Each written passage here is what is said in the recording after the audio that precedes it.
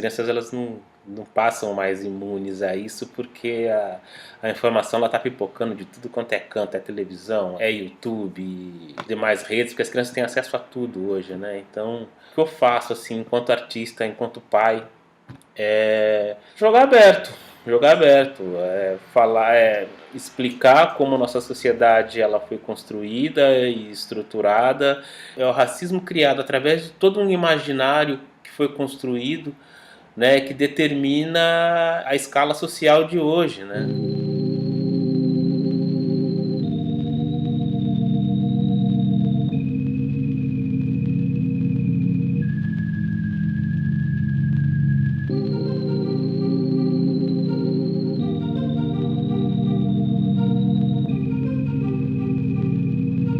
Eu acho que a gente tem que usar esses exemplos que acontecem no dia a dia para debater o que tipo de sociedade que a gente quer. E eu acho que ela consegue entender também que quando a polícia ela mata especificamente gente preta, gente periférica, ela está agindo com uma base racista. Ela está agindo de acordo com uma orientação racista. E que não é o policial, né, que é o culpado, e sim a corporação e o Estado que dá a ordem.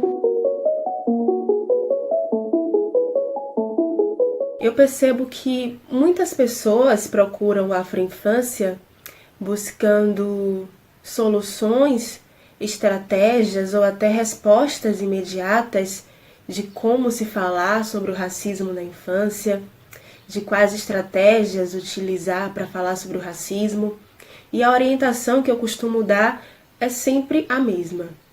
Antes de falar sobre o racismo com crianças, principalmente com crianças pequenas, nós devemos apresentar para elas a nossa história, a nossa verdadeira história. Devemos conversar com as crianças e buscar também recursos para que elas possam viver a nossa ancestralidade, viver a nossa estética, viver a nossa riqueza, viver as nossas potencialidades. E aí então nós podemos pensar nessa problematização do racismo. Mas antes disso, o que você tem feito enquanto professor, enquanto professora, para se implantar a Lei 10.639 dentro da escola? As escolas têm sido espaços de silenciamento, de exclusão, de violências, de abandono para meninos e meninas negras desse país.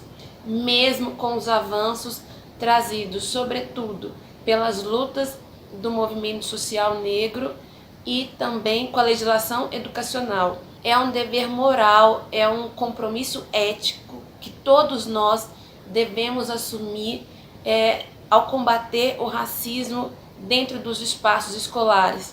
E quando pensamos em uma educação antirracista, nós não estamos falando somente das crianças negras. É uma educação que, com certeza, beneficiará as crianças brancas e das demais etnias que compõem o nosso país, já que somos um país extremamente diverso, plurirracial.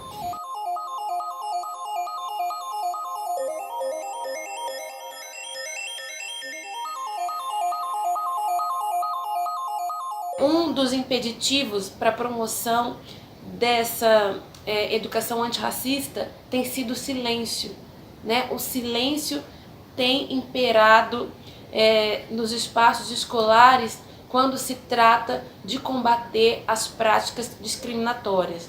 Então eu gosto muito de uma expressão bastante popular, quem cala consente. Então, enquanto educadores, enquanto pais, enquanto membros da comunidade escolar, nós precisamos pensar, nos interrogar se estamos nos calando, se estamos consentindo que as vivências das crianças negras dentro das escolas sejam marcadas por experiências tão dolorosas. Eu acho que hoje, mais do que nunca, nós temos condições de mudar esse cenário, de construir escolas, como bem disse a pesquisadora Eliane Cavaleiro, escolas que protejam as crianças negras do apedrejamento moral.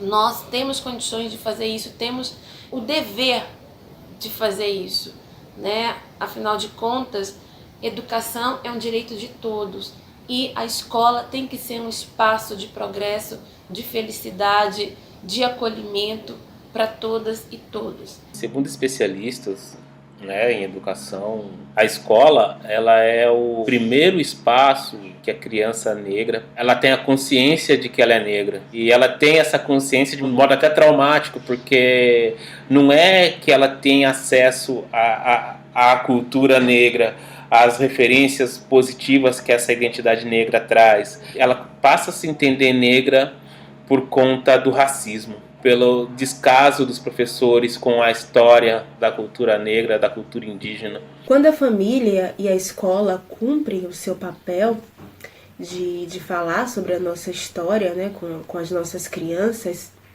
quando houver situações onde o racismo e as suas manifestações se apresentem para elas, como o caso do genocídio negro ou da violência policial, eu acredito que essas crianças estarão alimentadas, nutridas, fortalecidas de referenciais positivos, muito antes dessas questões se apresentarem. Então, nesse sentido, será muito menos difícil conversar com elas sobre temas que são delicados, sobre temas que são um pouco complicados de se conversar, como a morte, por exemplo. Eu acredito que a literatura negra pode ser uma grande aliada, né, dentro desse processo. Pode ser utilizada como recurso para se problematizar o racismo.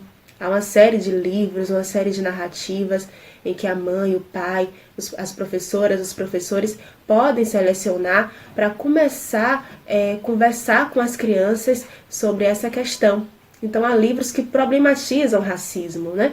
Então, eu posso trazer esses livros e debater com as crianças diferentes assuntos relacionados à sua identidade, relacionados ao seu pertencimento.